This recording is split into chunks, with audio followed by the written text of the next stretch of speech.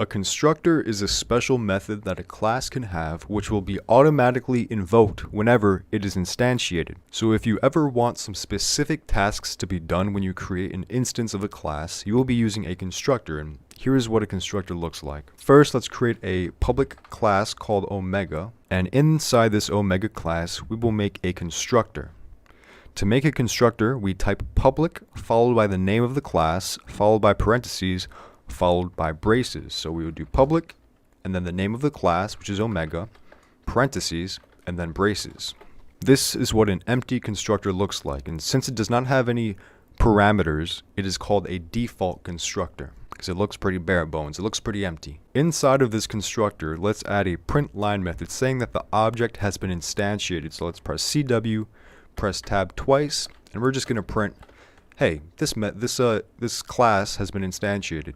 Let's go into our main method, create an instance of this object, omega o equals new omega, and if we run this, let's see what happens.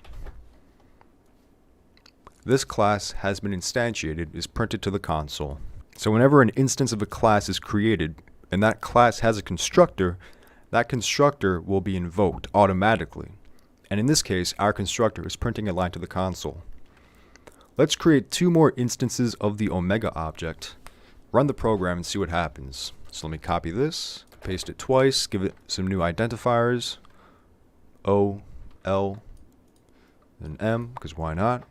Run the program, and this class has been instantiated is printed 3 times.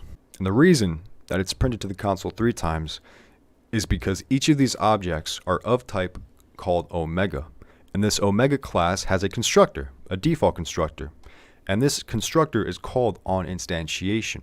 So when each of these objects were instanced, the constructor was invoked and the line was printed to the console. Now you know what a default constructor can do.